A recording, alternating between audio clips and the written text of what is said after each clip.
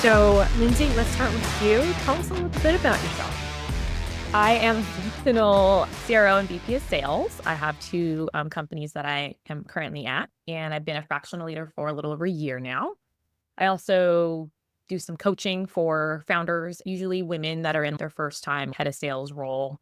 Before that, I was in early stage tech for over a decade, startups, typically the sales leader, leading the sales org, but sometimes also the success side of the business, and then always RevOps, because I love RevOps. Ryan? Hi, everybody. I'm Ryan. I lead the RevOps and sales teams at QuotaPath. We help you automate the process of calculating and paying commissions and make it easy to motivate your sellers to close the right type of revenue for your business. A lot of the data here is from QuotaPath internal data. I have been a RevOps leader for 10 plus years now and stepped into sales leadership about a year ago. If you want to use your comp plans to drive your sellers to change their behavior and close more of the type of revenue you want, come check us out. And thank you, Lindsay, for being here with us. Thanks to the RevOps co-op team for having us. We do these micro reports every quarter. We'll be doing one on ramping plans next quarter and hope to share more data with you as well. But this is on SPIF trends, when, why, and how you incentivize success with SPIFs. So we'll have one poll to kick us off. The question is, do you have a Q1 SPIF running right now? We definitely do. We're trying to drive fast start to the quarter. Some stuff we'll talk about in a second. It looks like we're wrapped up. We'll go ahead and share those results. Very cool. So about half the team does, 32% kinda. I'm very interested in kinda. I love that answer. It's not like an H1 thing or a long-term thing, but it seems like a majority of the group is aware of running a SPIF and is interested in one for the quarter, which is great to see. So what we'll talk about today is the SPIF reports, some characteristics of successful SPIFs, some scenarios and examples, and we'll get through Q&A as well. At any point, if you have questions, this webinar is designed for you. Please throw those questions in the chat, and Lindsay and I will be happy to answer them and monitor as well. We launched a report called the SPIF report. We saw that accelerators drove $7.3 million in sales commissions paid in 2024. It's a big part of how sellers are paid commissions on teams that use QuotaPath. But a lot of people don't know how to use them, aren't fully aware of them, and often feel like they might have too many or too few. So we'll talk about some of that. These were some of the big takeaways we saw. One was multi-year accelerators rule the roost. A lot of people like driving multi-year deals. They also like fast starts and logo milestones, rewarding earlier wins in that new customer acquisition. And then the bulk were paid out as commissions. So 95% of SPIFs paid out in QuotaPath were a commission rate versus like a bonus, $100 if you do X. Lindsay, curious to see your reactions here. Anything that particularly surprised you or things that kind of aligned to what you've seen in the past? I don't think there's anything that necessarily surprised me, but I just really loved the amount of SPIFs that are going on these days, because that's such a team selling type of thing, in my opinion. It's like one of the hardest things ever to get approval to get logos onto your sites and case studies and all that stuff, right? And you get thrown with a lot of red tape, and it gets dumped on the success side of the business a lot of times too. So I love the fact that there's a lot of focus on getting that set up from the get-go.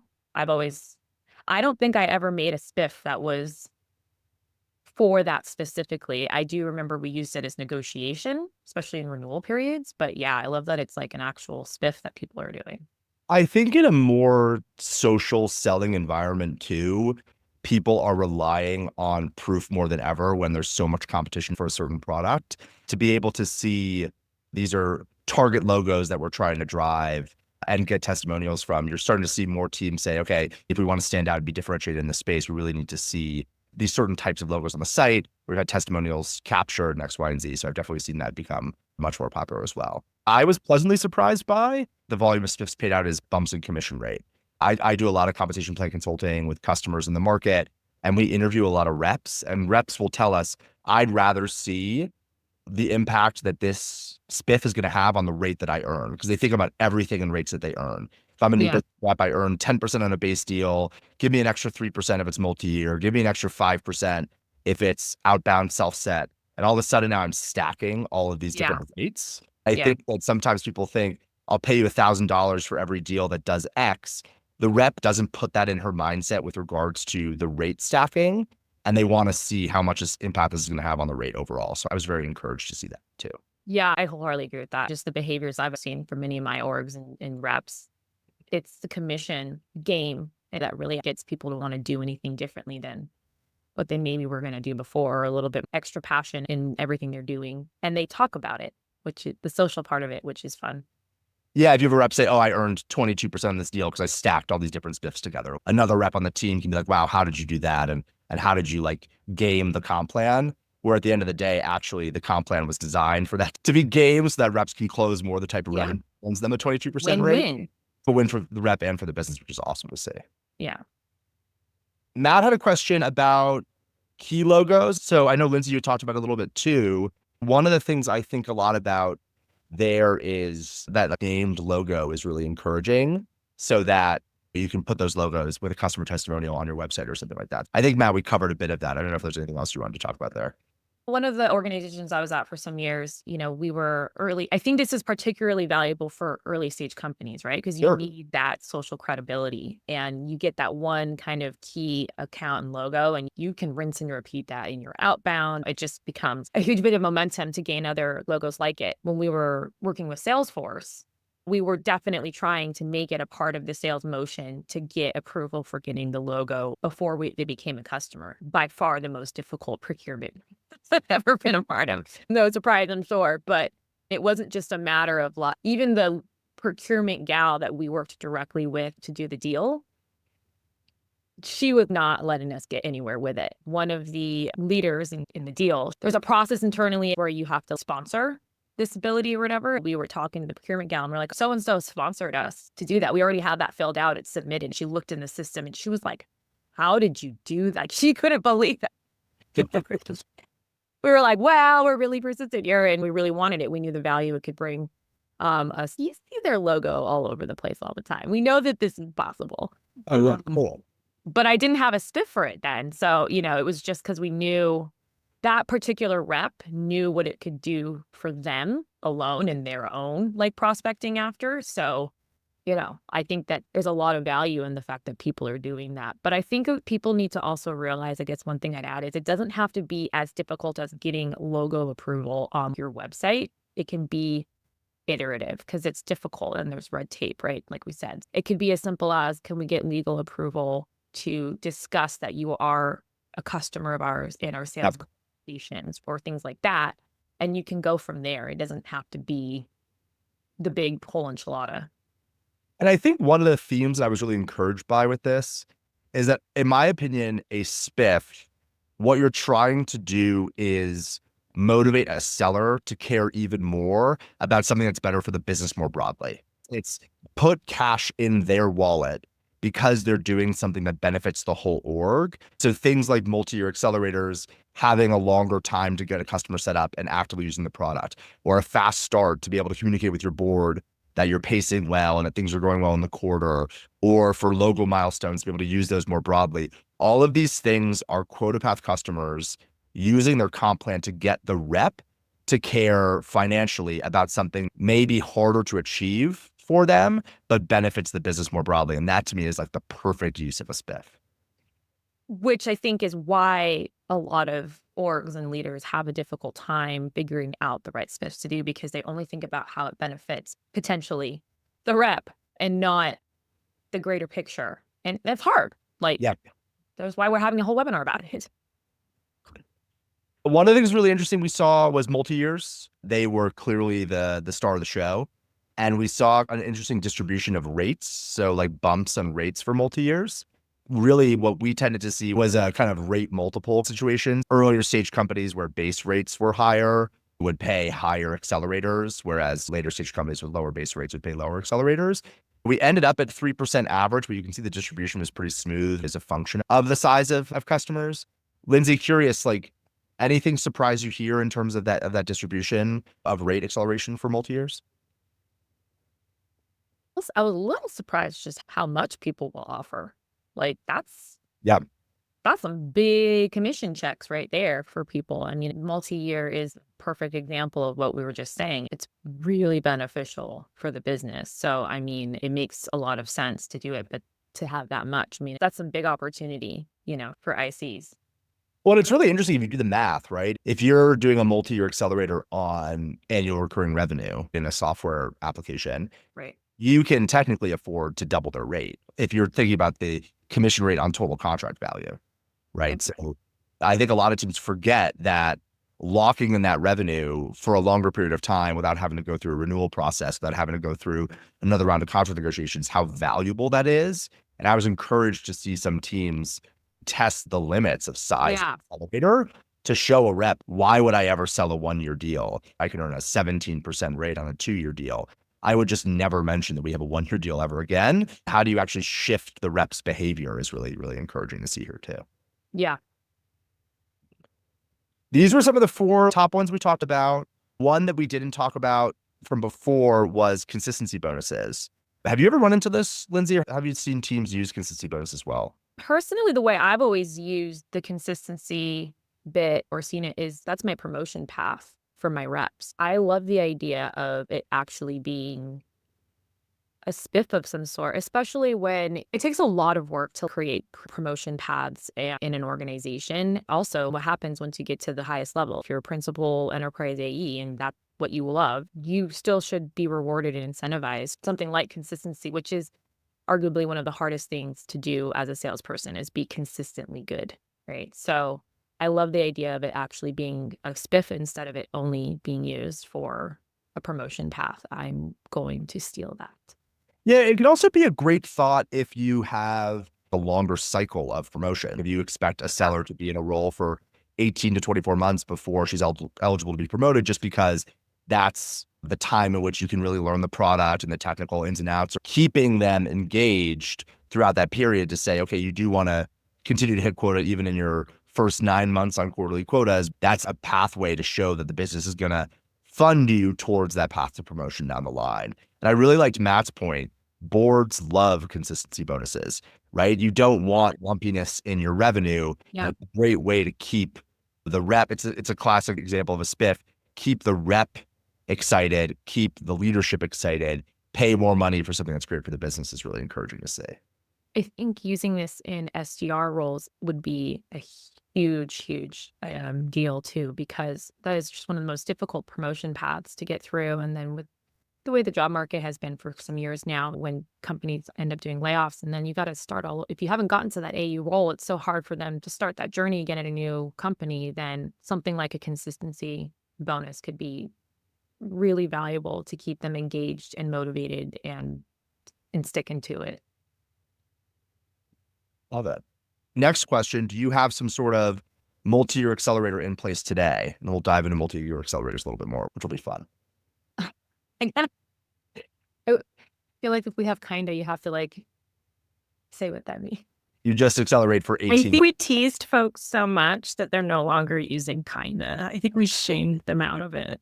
I love it. You can have a Q1 SPIF that's really like an H1 SPIF, so it's not really a Q1 alone. There's a lot of reasons. There's so many things where like, well, we can get some money for doing this thing, but it's not really official SPIF. One person whatever. just said kinda, and I think that was Matt. Okay, let's end the poll and share the results. Interesting. 50-50 split. Oh, I'm really surprised by that. I'm surprised too. We can talk a little bit more about it. I'm interested to see the people who don't, if they have a really strong conviction as to why. Some people just don't because their org just doesn't do that, or they only sell multi-year contracts. So the average rate bump for multi-year accelerators we saw in our research was 3.2%, which we showed a little bit before, but you can see it was pretty distributed. The truth was it was more of a multiplier on base rate. So typically teams would see anywhere from a 20 to 40% bump of their base rate for multi-year. These are some of the tips that we had for if you're going to do multi-year. You want to do this on the ARR of a contract and not the total contract value, because then in the rep's mind, she can see this is the big bump in rate I'm going to earn. And so if you're in a situation in which you sign a 3-year contract, year 1's 30K, year 2 40K, year 3's 50K, pay the bump, the multi-year accelerator on that average, that 40K. So if it was a 1-year deal, I'm making 10% of the 40K. But if it's a 3-year deal, I'm making 17% of the 40K. You'll pay less as a business in terms of total contract value. And the rep will be much more excited to close that 3-year contract and will shift their behavior to start talking as if you only offer multi-year contracts, which is a great change in behavior. And then make the rate high enough to offset discounting. I think I was talking to Aditya from Avoma about this, and he was talking about how, what if you just discount the rate? What if you just typically discount a multi-year contract so much that it offsets the rate boost, then the rep doesn't care. I know, Lindsay, you had some thoughts on this, but we were talking about this before. Yeah, I remember that one. And I remember I jumped into because I was like, I'm really passionate about this topic. And I mean, there's also just sidebar, there's things you can do, by the way, to prevent reps from discounting an insane amount. You could not be eligible for SPIFs if you do certain things to kind of guardrail. But the point that I had jumped into after you gave a really good, I think the next slide actually might be breaking it down a little more potentially. I can't remember, but it's not just about the fact that now you've got a multi-year contract that's like, yay, we got more guaranteed revenue.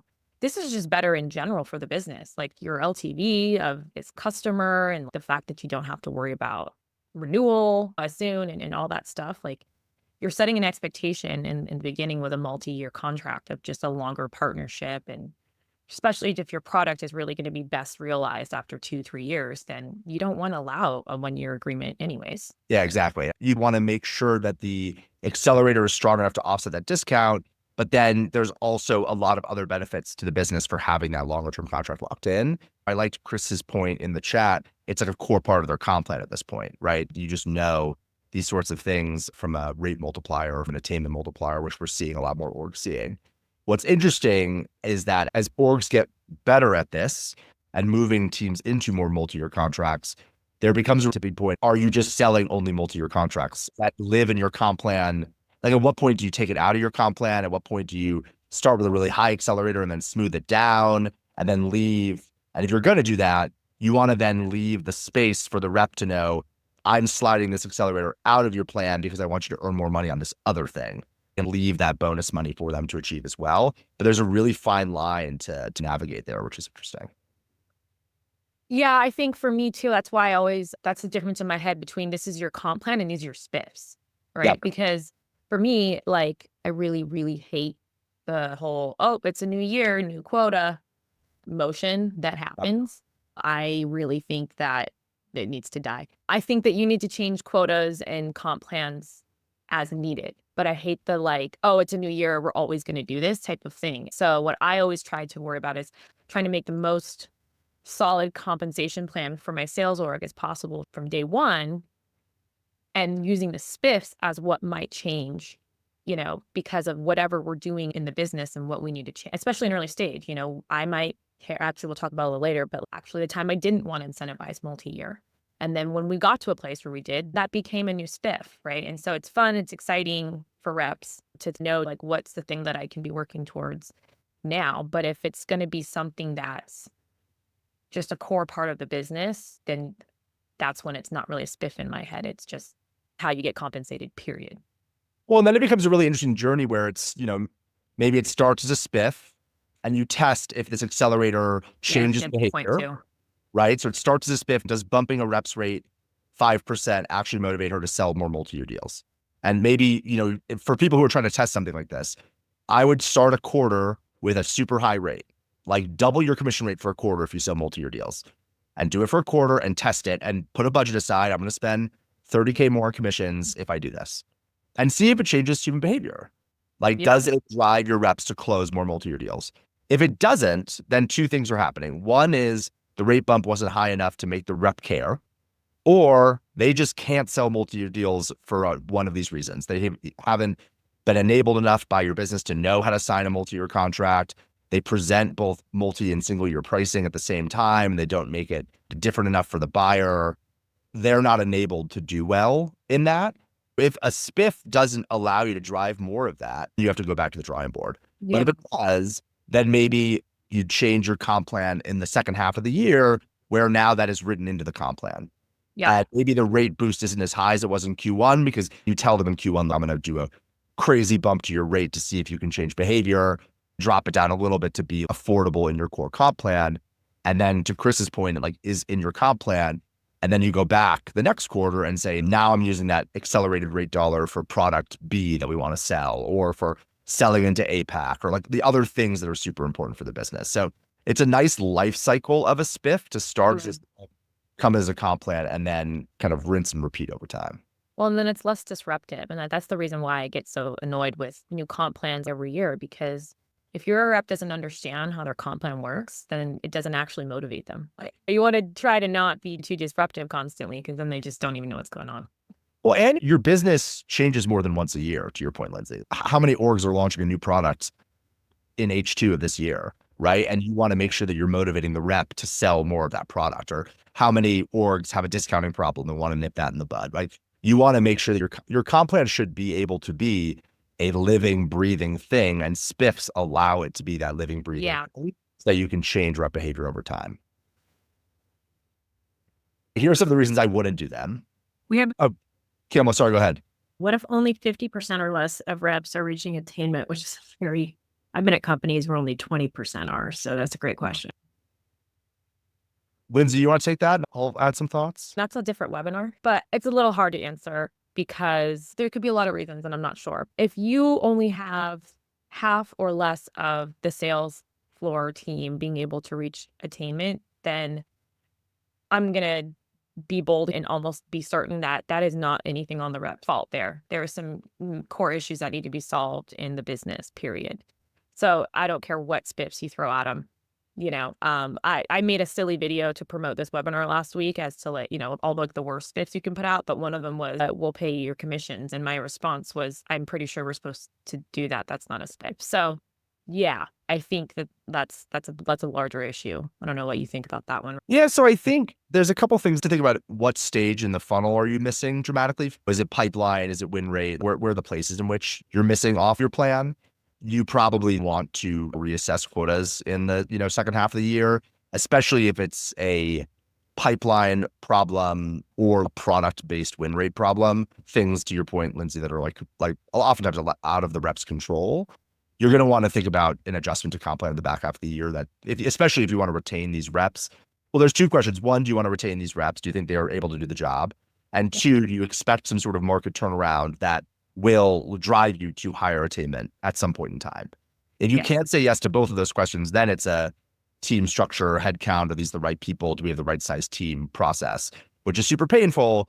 But if you go through that process, it likely does benefit both the exiting and retained reps in some way in the long term, because if you have a group that less than 25% are hitting full quota, they're not making their money in this role.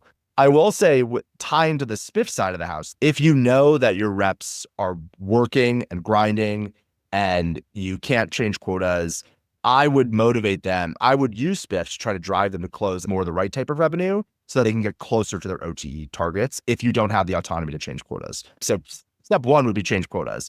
But if that's out of your control, I would say, look, it's going to be really hard for you to hit your quota, but here's how you can make as close to your full OTE as possible if you're only closing multi-product, multi-year deals, for example. And so you at least give them a path to dig themselves out of that hole if you don't have control of some of the top of funnel stuff. Yeah, that's a nice point. I think a couple other things you can do. SPIFs are typically thought of as something additional you get. There's other ways to kind of, like, I've done a quota relief before. Usually my comp plans include quota reliefs to give at the discretion of the reps as it is for certain periods of time. But then there was definitely time in the business of one of my orgs where I knew it was the right people, the right team. We were aligned in leadership about what we were up against for the moment. And it wasn't that, everyone was going to miss by, half or something, but it was definitely like, these quotas are just not, they're the right quotas normally. They were for a long time. This quarter, potentially next, it's very unlikely based off of our forecasting pipelines that we're going to hit it. But it is so painful to a business to lose fantastic people, fantastic reps. Yep. And the right reps, if they're not going to make their money, they're not going to stay. Even if they love the company, they'll stay a little bit more longer, but ultimately they need to go. Everyone's got bills to pay. So using a SPIF of like a quota relief for a quarter can also be really useful to just tell them, we want to take care of you, do your absolute best. Here's what we're going to do all together, without having to adjust your quotas permanently if you don't think this is a permanent issue. What is the right percentage to keep revenue alive and sales reps grinding? What do you usually aim for in terms of attainment? The classic homage is 80% that I hear, either dollar blended quota attainment or 80% of reps hitting their number. You can do it both ways depending on how evenly distributed. I typically hear 80%. When you build a board revenue plan, You'll say, hey, quota in the field is 5 million. Our revenue plan is 4 million, expecting that will be at 80% attainment. You have to give yourself some wiggle room. You want to drive for 100% attainment, obviously, but a rep could leave or change could happen in market dynamics, so that you don't want to go into a quarter telling your board, in order for us to hit our revenue plan, we have to hit 100% attainment. That sets you up for a really, really thin line to skate on, which is challenging for like long-term sustainability. Lindsay, that's what I typically hear, but I don't know if you hear anything different. No, same thing. And this has been going on for at least the last 5 years, in my opinion. That's the magic number boards want to hear too. While you can kind of get away with it being 80% of the revenue, what you really want to see is 80% of your sales floor attaining quota. You are going to always have those crazy high achievers that make up for the ones that don't. It's a better health metric for yourself as a sales leader or revenue operations leader. I want to come back to something Chris said for a second while we're on the topic still, where he kind of says they're still getting the money by multipliers, et cetera. Quota is just too high, in my opinion. There is a lot of data out there, Quota Path being one that can provide this, I'm sure, of what, based off of your industry, your sales cycle, a handful of variables, what ideally quota probably should be. If you use that as your best practice to start with, which is what we all tend to do when we're making comp plans when we're early stage, and that's still way too high, then it's a good kind of, I think, like cue to know, okay, so what is specifically going on in our business and our sales motion? And again, is this a permanent issue of it being too high, or is this going to be like this because the market sucks and maybe it's going to go on for a whole year or whatever? And these are all great points. And one thing I should add is that through RevOps Co-op, I do a lot of free compensation plan consulting. I'll do the half-hour call with you where I review your comp plan, go through it, ask questions, and help with the modeling side as we get closer to it. Or Kelly, if you can find it, drop my Calendly link that'll have time to book with me. I'm happy to talk about your comp plan. I've done probably 300 or so in the past couple of years and find them a lot of fun. I'm happy to talk to anybody about them. Yeah, I'll hit you up about that one day too. I don't love talking about comp plans as much as you do. You can talk to me about some other things, but go around for the comp plan stuff. So we answered a bunch of different questions. I think the multi-year accelerator has been the beloved thing.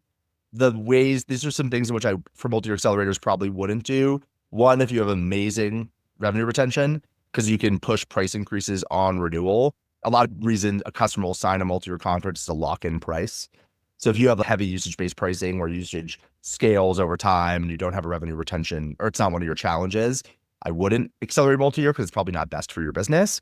Or if you're planning some sort of big price increase, like you don't want to lock somebody in to a multi-year contract if you're about to triple your prices. Lindsay, anything that we missed in terms of why you wouldn't do multi-years? No, I mean, you and I talked about this before, actually. And when I remember making a comp plan for a company I joined where I had one rep and we were about to scale, I had a multi-year SPIF built in because that's what and the CEO had actually asked me, can we not do that? And I remember being so confused because the pricing of our enterprise plan was so low because it was newish. And part of my role there was to scale it. It scared him to have a multi-year at such a low amount, especially the logos we worked with.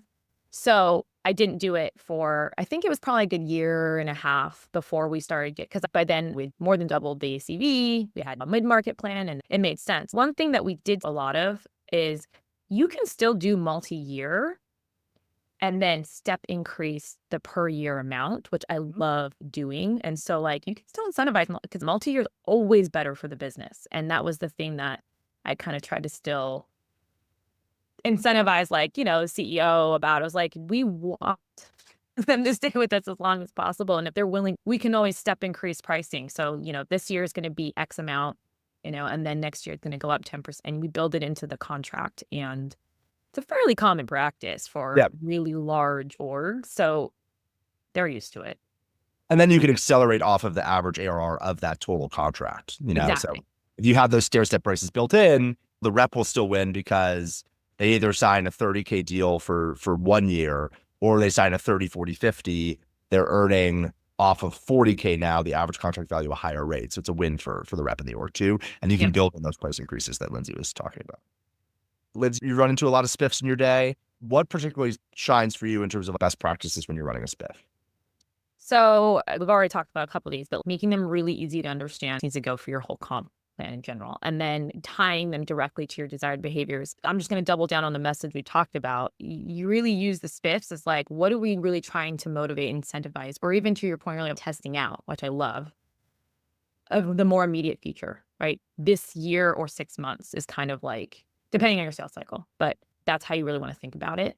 This is best practices. One thing I remember learning at my very first startup was this was back where, we all still worked in an office. Things like a happy hour kept getting thrown out as a SPIF. The thing was, that's a nice time and all, but that's not really usually going to motivate an entire org. At the time, that was a sales floor of 25, 30 reps, I think. So it was like, that's not going to get all of them to move in the same direction. And we just so happen to have a lot of people who were very passionately sober people. And it was like the worst SPIF you could ever think of. So I think it's really important in your best practices to think about something that can really be applicable to your greater org. You kind of put your inclusion hat there, because it's like, that was a bad one. I finally done my VP of sales and I was like, you have to stop throwing out this dive bar happy hour SPIF. It's actually bad. Yeah.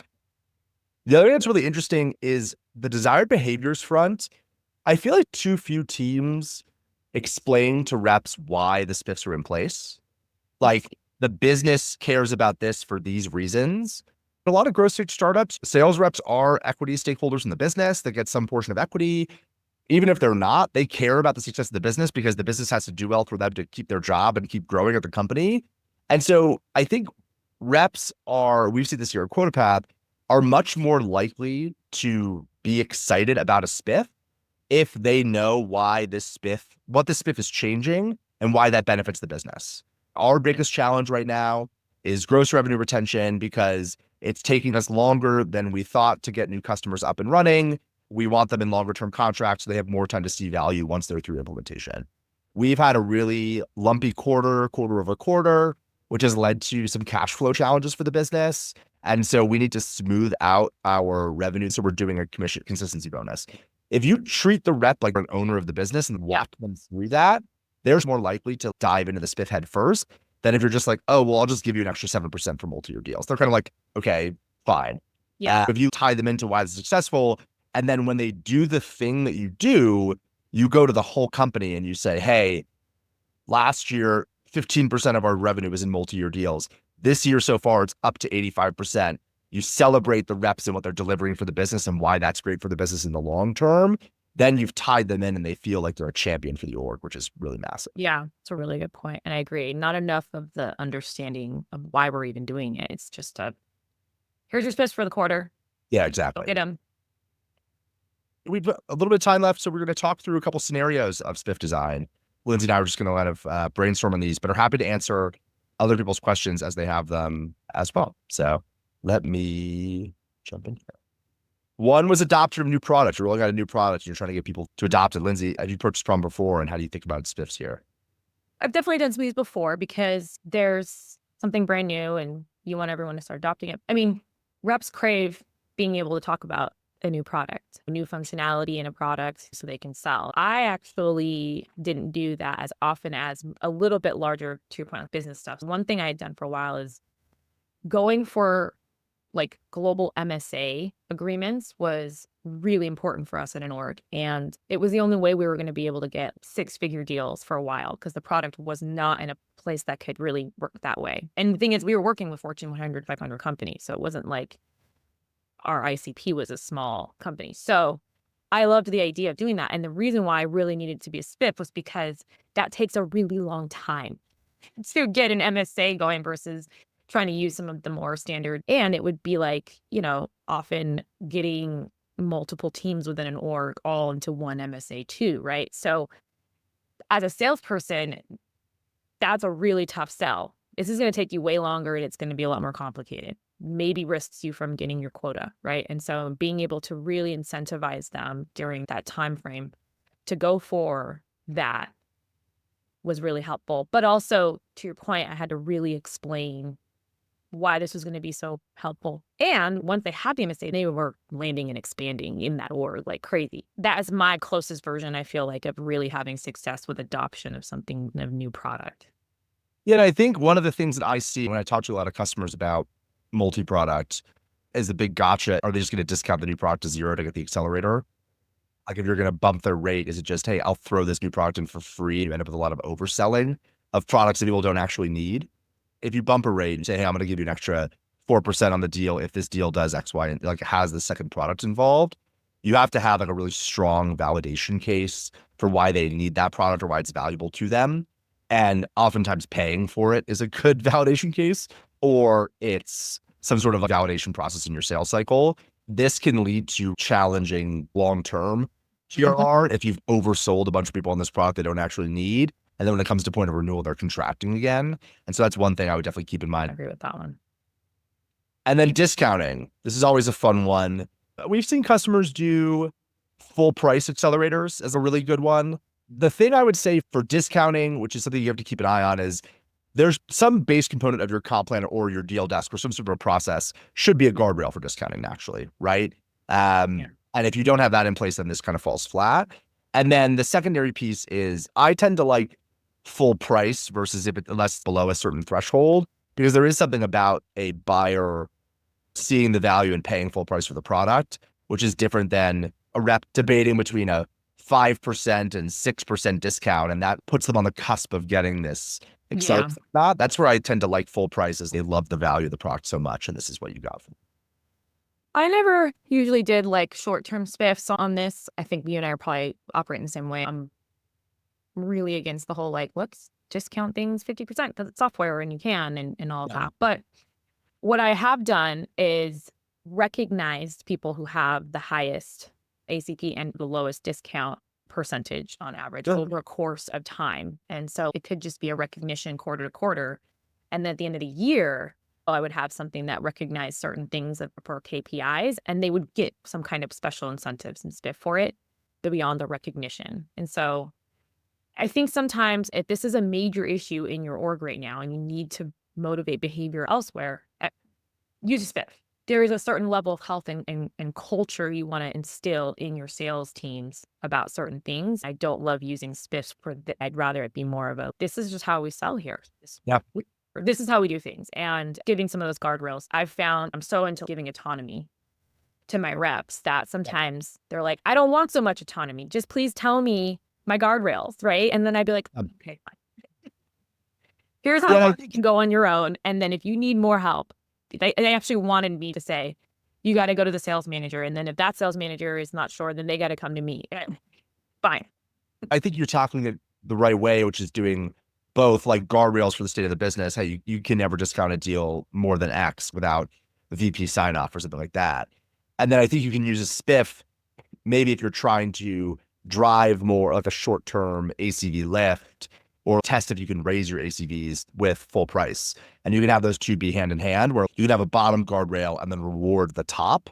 Having the SPIF try to do both, I think is very painful and very challenging for sure. Yeah. And then testimonials is a fun one. I know that you had talked about this a little bit in your past, Lindsay. Anything that you've seen go really well here with like locking in logos and testimonials and quotes and that sort of stuff? I hadn't ever done it at the start of a SPIF when we acquire the customer, but we've definitely used a good amount of this at renewal period. Yeah. One of the things you get a lot of pushback on when someone's a new customer is they're like, well, we haven't really used you yet. And so I have a really good comeback for that a lot of times. But when that doesn't work, you know, you're at renewal. What's a better time than you want to continue working with us? So could we get a testimonial? Can we get a case study? I actually love incentivizing. I mean, we're talking about, you know, sales reps this whole time in a sense, but also like I love to incentivize the customer success side of the business. And so if they were the ones having more of these conversations or have the relationship with the customer, I love for them to have SPIFs to be able to, and that's where I started doing more of that incentivization. Oh, and to me, all of this runs on both the new business and like account management side of the house. So like multi-years in the same way you do it for a new business rep, you do the exact same thing for an account manager who converts a 1-year contract to a 2-year contract upon renewal. And if you reduce the level of discounting, all the things that you want your comp plan for the new business rep and the account manager to mirror, so you're telling the whole org what you care about as a business. Like if you have a GRR challenge, you want everybody from BDR getting extra points if they book like an ICP demo, which is going to likely sign a longer term contract. to the rep, to the AM, so that the whole narrative of the business flows through to all the comp plans. The worst thing you can have is like this really clunky, disjointed experience where marketing's rewarded for big logos, but you do a very poor job at winning big logos, so that reps aren't hitting quota and they're motivated for no discounting, but the people who don't sell discounting only sign single year deals. And then all of a sudden, like nothing ties together.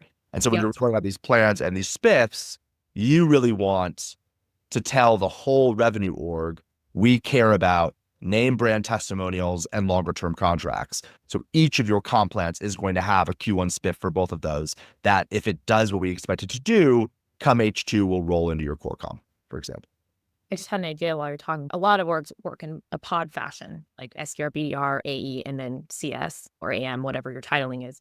You could have a SPIF that incentivizes the whole pod if you're able to get something like a customer testimonial. Another good one, I have done target account SPIFs. We're big on target account selling because it's very enterprisey, and you have named target accounts. So if you sold to a target account or any subsidiary underneath it, I did have a SPIF for those for quite some time, and that could be a good team-based or pod-based one. Camlo's point was a really good one. Make sure this is a clear binary marker, like either like target account checked in the CRM or something so that while the rep is in the cycle, they know that they are going to earn a higher commission rate on this. Even if you're not using a tool to calculate commissions, you're doing this in Excel, at least have the rep understand, hey, this deal has these markers, so I'm going to make a lot more money for this deal than if it wasn't a target account, for example. Yep. Happy to answer any other questions that the team has. I'm happy to talk about SPIFs more in general. Kelly did drop that I am happy to do one-on-one conversations with people on comp plan design whenever. We're also in run for our Q2 micro report, all around ramping plans. So if people could take a minute and fill out that survey on ramping plans, that would be great as well. So much for joining. Yeah, go for it. So we talked all about, multi-year a lot in this, but was there any data from the survey? And if not, we can just talk about our own opinions. I think the way that the data was presented is that you get that multi-year SPIF up front, right? Yep. You don't need to wait each year. I was at a company when I was a rep where you did get a bump up ahead. The multiplier was a little higher, but you weren't really getting paid the rest of it till the following years would happen. And was there any data in there about that? A lot of the conversation in the data was around like paying the full commission value upfront versus paying on the total contract value and on the total cash received as cash becomes received. The reason for that is because you're accelerating it off of the ARR. So it's not like you're paying the commission rate on the total contract value. The reason the teams did that is because they wanted the rep to see the impact on their wallet immediately versus having to wait each year until the person pays. By the time you're at year 3, you're earning commissions on a deal that closed 3 years ago and you forget about it. Now, the counterpoint is, does it motivate the reps to stay with the business? But you never want a rep only staying with you because they're handcuffed because they're waiting on a commission check for 3 years ago.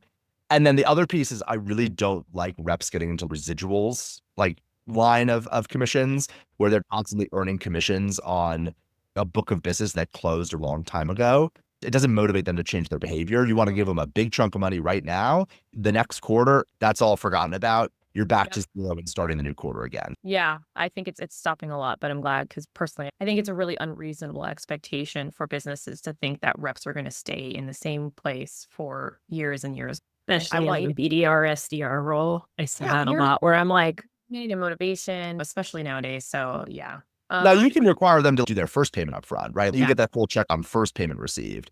But if a rep drives a first payment to happen, they're not responsible for a payment for years 2 and 3, in my opinion. Like that's a customer success opinion too.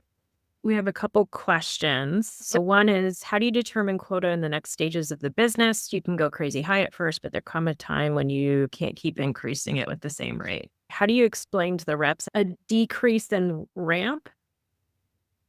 We have a great resource that we have is a quota to OTE calculator based on the stage of your business. And so typically what we see is as the ARR of your business grows, your commission rate comes down more because you have better marketing support, better brand recognition, just like different ATE or different ARR bands drive lower commission rates over time. When you think about it as a quota to OTE ratio, when you start, your quota to OTE ratio is very low, and so your commission rate's very high. 3x quota to OTE, 3.5x quota to OTE. Once you get over $1 million in ARR, then over 10 million in ARR, as your recurring revenue grows, your effective commission rate goes down. And you just have to communicate that to reps and say, this is just how things change as businesses evolve because of the other cost and the other market recognition that supports the rep's ability to win a deal. It's way harder to close a deal in a 500K ARR business than it is in a $5 million ARR business, for example. Lindsay mentions the pod concept for target accounts and account-based. Would the BDR get the same multiplier if it closes? And I think this goes back to, do we expect them, if we have an 18-month sales cycle, are they still going to be in the same role? BDRs are going to have different comp plans than AEs are, and even in AM or CSM. So it's not that they all get the exact same type of bonus, but they're all going to get, say, a SPIF that is related to them winning the close of a target account. Typically, a BDR comp plan should be very incentivized for building qualified pipeline. They could get a kicker on any particular deal that they helped create that happened to be a named target account. It makes a lot of sense. So 9-month sales cycle, if the average tenure is like 16 months now, you shouldn't have to wait for that deal to close when you're a BDR, because your job is to create the deal and be qualified. So you just have to have the right safeguards to make sure that it's considered qualified in your org. They did their job, and in this teamwork, now the AE has that they'll get rewarded when it closes. You could also double dip them. You could say 75% of a BDR's comp plan is qualified pipe and 25% is closed won revenue. That's how she earns her full OTE. She'll get an accelerated, like if she earns $100 a demo from non-target and $200 for target, she should get that $200 the second the demo happens or the qualified. But then if it does close, reward them on the backside in the same way. Love it. Actually, I forgot to talk about it, but I saw the fast start SPIF. I actually love to do a fast start, hard finish SPIF. And I love that double dip. Those are really good ones. We are over time. Thank you for everybody who stuck around. Have a wonderful day. And thank you both for sharing your knowledge. Enjoy the day, everyone. Thanks so much.